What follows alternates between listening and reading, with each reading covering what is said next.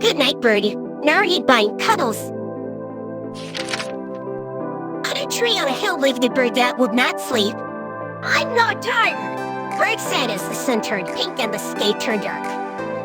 Sleep, said the sun. You need your rest out. Close your eyes, get in your nest. But I'm not tired. Sleep, said the moon. Now I mean that. You're a little bird, you're not a bat. I'm not tired, Bird said with a yawn. And all looked up and the stars came out.